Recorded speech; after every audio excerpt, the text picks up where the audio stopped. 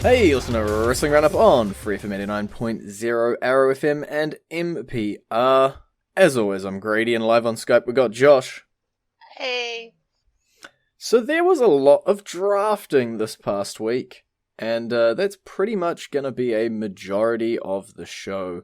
We're going to run down the drafts that happened on Raw, SmackDown, The Bump, everywhere in between, and pretty much just sort of run through our opinions, see how the rosters are stacking up, and what the sort of decisions were. So, on SmackDown, the first night, round one, saw Becky Lynch, Drew McIntyre, and the OC heading over to Raw, while Roman Reigns and Bray Wyatt headed over to SmackDown. And there, only one of the picks were a surprise. Now I'm trying to guess which one. Would it have been the OC because you expected them to be picked separately? No. Okay. I'm out. What's your pick? Bray Wyatt going to SmackDown. Yep.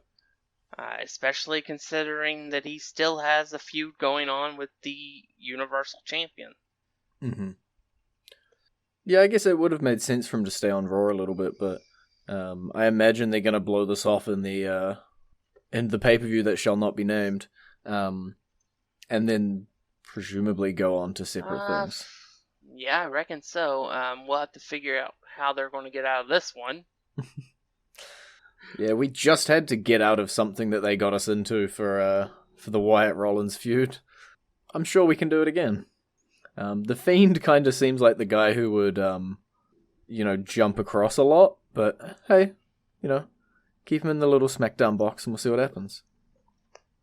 Round 2 saw Randy Orton, Bobby Lashley, and Ricochet head over to Raw, while Sasha Banks and Braun Strowman are on their way to SmackDown. Ricochet quite early in the draft picks. Yeah, what can I say? These were all predictable, pretty much. And they're all fit for what they want, what it seems to be that WWE wants to do for each show. Okay. Let's get down. We'll finish SmackDown and we'll look at the sort of what we're left with. But round 3 saw Alexa Bliss, Natalya, and Kevin Owens head over to Raw, while Lacey Evans and the Revival went over to SmackDown. And screw it, I'm just going to go to round 4 as well. The Viking Raiders, Nikki Cross, and the Street Profits finish off Raw, while Lucha House Party and Heavy Machinery finish off SmackDown. It was the 4th round when they started realizing that the draft had been spoiled by themselves. And so they called an audible, and that's when the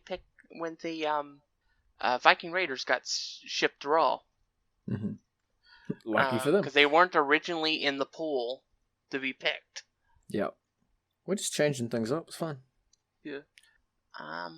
The thing of note here for me is that the Street Profits are officially drafted to a Raw or SmackDown brand. I'm not even going to call it the main roster anymore, the way NXT sort of running as a third brand, but they are drafted to Raw.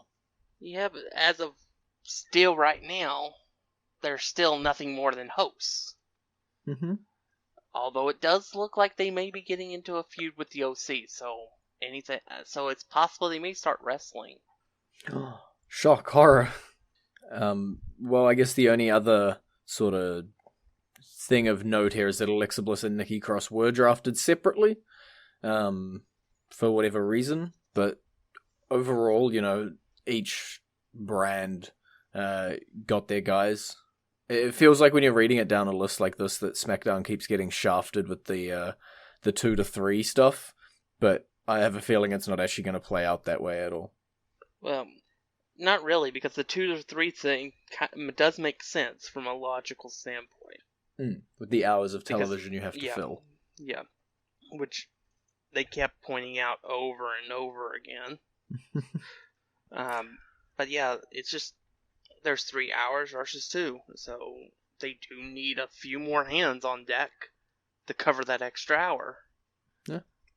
So you mentioned the brands were getting with what they seemed as though the themes for the brands were heading forward. What are those themes for Raw and SmackDown? Raw was more of a youth movement. Okay. they had a few stars sprinkled in here and there, but for the most part, if you look at their entire list of what they drafted, a lot of them were a lot of younger guys or newer guys to the main roster, that have a huge amount of potential. Okay. While SmackDown's theme seemed to be going for the big names. Yeah, I can see it. Because a lot of their picks were the bigger names in the company at the time. They do. It's not to say they don't have their own youth on their roster. It just didn't seem to be as prevalent of an importance as what Raw did. Mm-hmm. Okay. Well, there was also some additional draft picks after that night. Apollo Crews, Drew Gulak, Heath Slater, Tamina, and the B Team heading over to SmackDown, while EC3, Eric Young, yes, he's still alive, and Sin Cara are heading over to Raw. Yeah, and he got absolutely squashed on Raw, too. Yeah, but he still exists. Yeah. Yeah, there's nothing to really note there in that group, to be honest. Yeah, it's kind of... because these guys obviously are going to be seen as, I guess, the leftovers. Some of the names in there are a little bit disappointing, but then the people that got drafted ahead of them were also fairly, big names. Hey, maybe a little bit depressing Eric Young's in there, but hey, he's getting on. He's like 60 odd. Not quite that old. And then that led us over to Monday Night Raw, where we already talked about there was some brand new Raw superstars in the Viking Raiders, but they managed to finally do something that we'd hoped would happen for a while. Yeah, they're the new Raw Tag Team Champions. And at this point, they're unbeatable. I would say they haven't lost a match on the main roster, right? Like a 2-on-2. Yeah, they haven't. According to them, they're the only undefeated team to ever have held the IWGP Championship, the ROH Championship, the NXT Championship, Tag Team Championships, and one of the WWE Tag Team Championships. Yep, they've held a lot of tag belts, huh? Whatever you choose to call them amongst their many names, they have definitely got a legacy of tag team gold. Yep. But we will continue to talk about the superstars drafted here on Monday Night Raw. No surprises for first picks. Raw nabbed up Seth Rollins, Charlotte Flair, and Andrade, while SmackDown took Brock Lesnar and The New Day. I would say Andrade going in the first round would be a surprise. It's true. That said, I think they have huge plans for him. And I do feel that Andrade has everything that is needed to be the next big Latino star for the company. Mm-hmm. So we'll have to see where they go, but it's definitely looking good for him. Yeah, as you say, coming out that early as well, it's quite a big boost. Even kayfabe wise, just pulling off, I was drafted super early, therefore I'm important, and it kind of fits with his total cocky type character.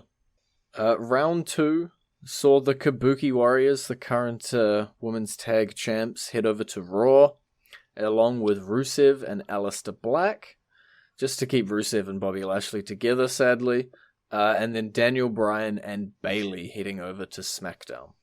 Let's add another chip to Bayley's shoulder. It's I don't know how this draft was played off with champions and stuff, but it's kind of rough to leave your women's champion until round 2, the last pick of round 2. Yeah, especially when the woman she beat for the championship went in the first round. So it's definitely there. Whether they tap into that, I say it every time with like Royal Rumble stuff where it's, this could lead to a feud or this could lead to a feud. draft order is exactly the same. You know, you can build that draft order whether you were early, whether you were late, whether you were left over, in the case of Heath Slater, and build that into your character, or at least take it and do something with it rather than just sort of it having been a thing. I guess the other thing of note over here is that Rusev also quite high up on the Raw side of things, being in round 2 even. Yeah. But yeah, I felt that was more to keep with the current storylines than anything else. Although I would have been totally happy if they'd broken it up. Yeah, but then there have been proper complaints about starting and stopping. It's true. And then round 3 and 4 saw Cedric Alexander, Humberto Carrillo, Eric Rowan, Buddy Murphy, Jinder Mahal, and R-Truth heading over to Raw, while Shinsuke Nakamura, Ali, Dolph Ziggler, and Robert Roode, and Carmella are heading to SmackDown. A few things of note in this one. Yeah, like the injured Jinder Mahal. Yeah, it seems like a lot of the guys who had injuries were completely kept off the draft pools.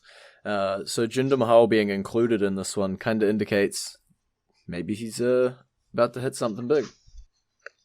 Maybe, but I think the injury he has going to be gone for a little while longer. I don't know. Well, we've also, just while you look that up, Carmella and R-Truth, the dynamic duo with the 24/7 championship, has also been broken up across Raw and SmackDown. So a lot of the comedy with that belt that was generated by the duo being together. So we'll see what's the future down the line for that 24/7 championship. Yeah. Who is R-Truth going to give a piggyback ride to now? Jinder Mahal, that's how we can do it. Yeah, it'll be interesting. I think it's probably a way to slow down some of the title reigns on R-Truth. And maybe, like, move him out of the picture for a little while. And then you can pick up 7 real quick. Yeah. But yeah, it's just interesting. But I understand Carmel going to SmackDown. At that point, the women's division was really weak on SmackDown. Yeah. So Carmella going over there made sense.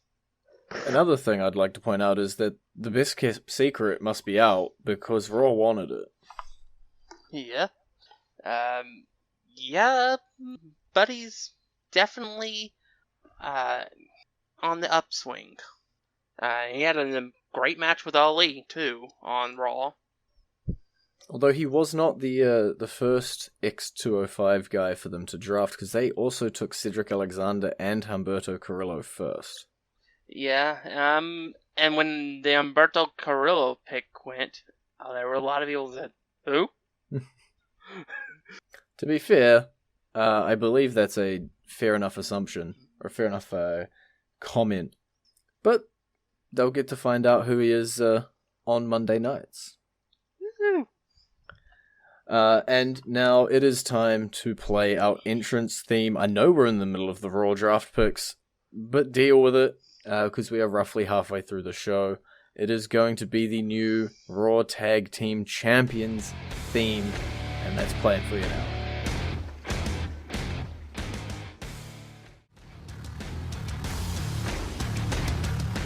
And you're back with the Wrestling Roundup on FreeFM 89.0, ArrowFM, and MPR. I'm Grady, he's Josh, and we still have the last 2 rounds of the Raw draft.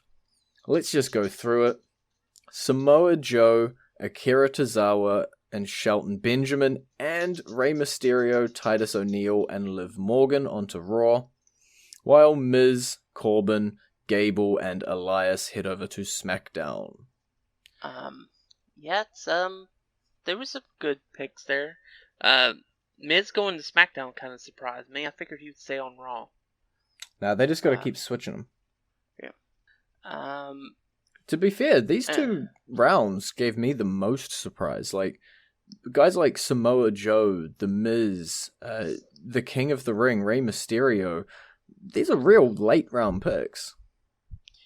And then you have the last pick, which in the NFL is called Mr. Irrelevant, largely because that pick is the 260th pick, and nobody ever developed from that pick. But the last pick was Liv Morgan, who I expect to actually have some success. Once we figure out whatever they decided they want her character to be. Yeah. Yeah, it seems sort of it was like a Harley Quinn type thing, and then it just turned into sort of a I suck on a lollipop type character, but then it was part of the Riot Squad, and yeah, just sort of got to decide. Got to settle on something. Heck, we haven't seen her since they broke up the Riot Squad. Because they couldn't figure out what character they wanted to give her. Well, hopefully we see something over on Raw now with her over there, and they can try and develop something, fingers crossed. Yeah. Although I did love that she unintentionally trolled the internet. Gotta love good timed tweets. Yep.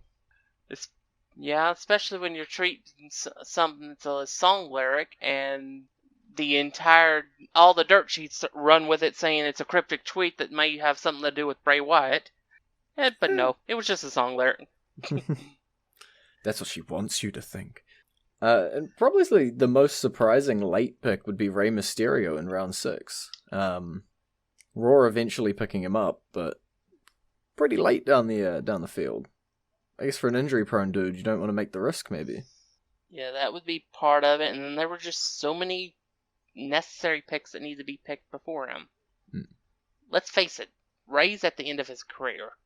He's not going to be somebody you're going to pick if you want somebody to possibly win like 5 world championships or something.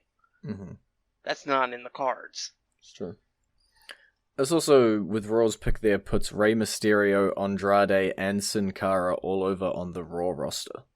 While the Lucha House Party are on SmackDown.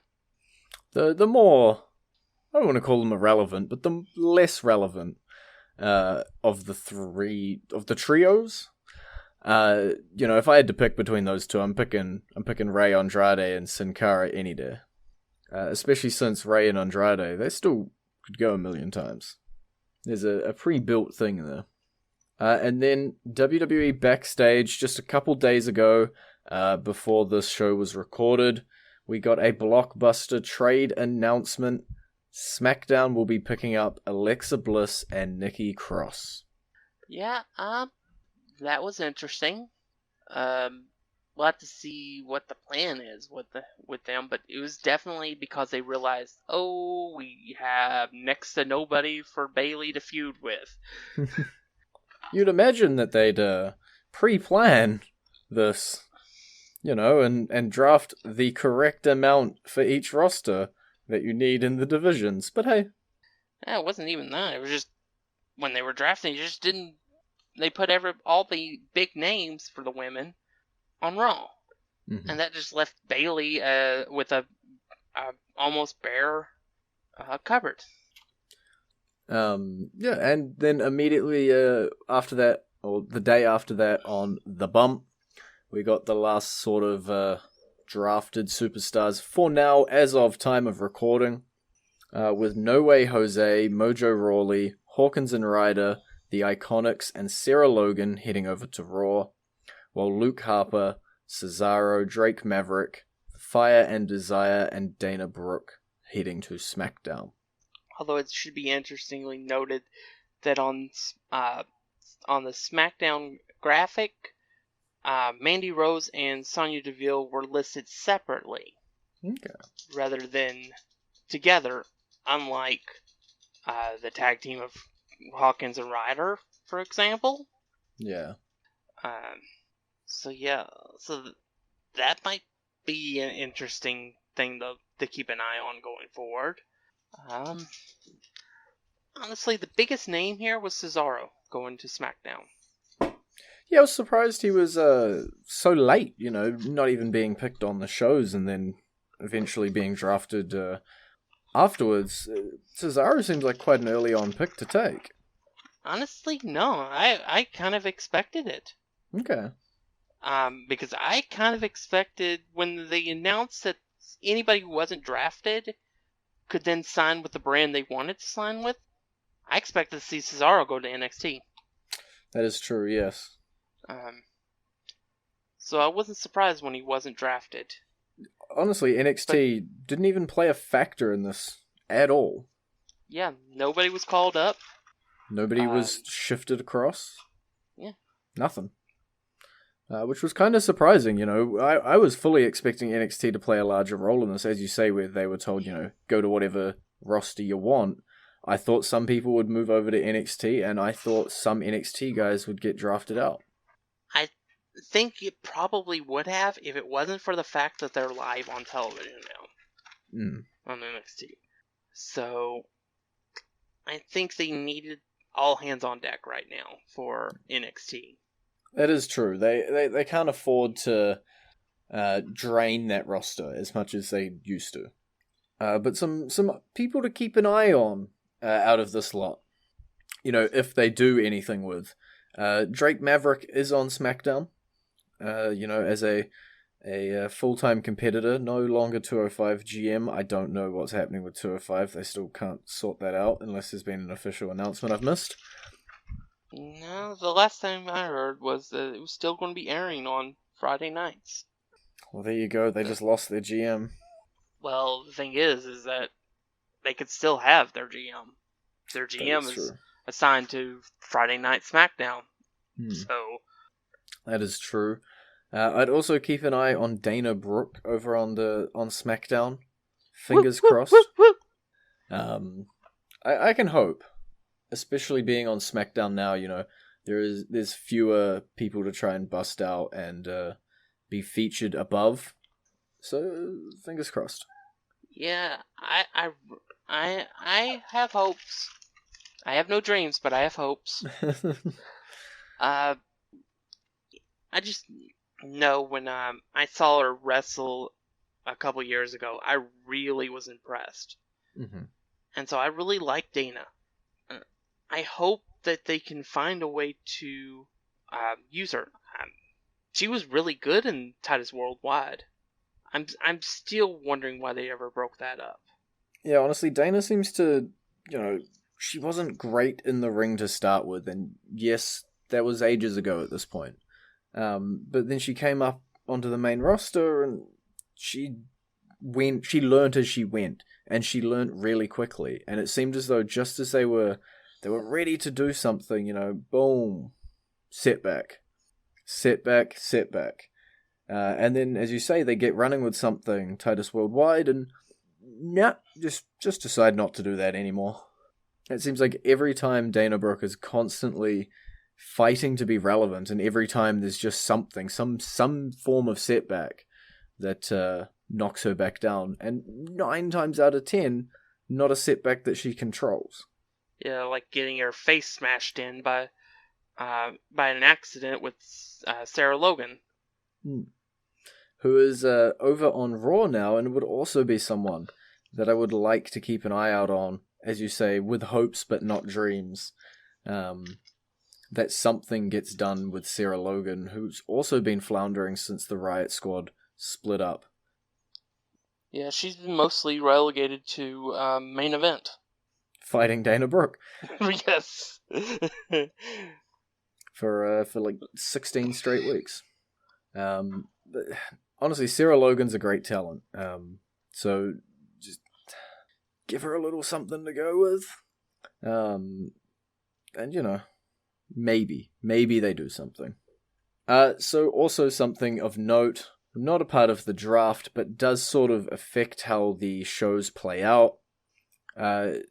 Eric Bischoff is no more. Yeah, I don't think details have really come out as to why, but yeah, Eric Bischoff's no longer executive producer of SmackDown. That would be now Bruce Pritchard, Brother Love. It's an interesting choice, but as details do slowly slip out, or stories, or rumors, or, you know, whispers in the wind, it definitely comes down to less of like why did Pritchard get it, and more of a, why did Bischoff lose it? And there's a lot of whispers that I don't know how many we want to repeat. Yeah. From one, I do know one thing. It was pretty much Pritchard was already doing the job, from what I can tell, what I've heard. So it's not like it was that big of a shuffle to just give him the job. The second thing is, from what I've heard, Eric was not present a lot. And if he was there, you couldn't find him. That kind of makes it hard for an executive producer to, produce. Alright, well, that is all we have time for. It's been great talking to you. Baby. You can visit our Facebook page, facebook.com/WrestlingRadio, Twitter page, twitter.com/WrestlingRadio, and we'll see you all next week.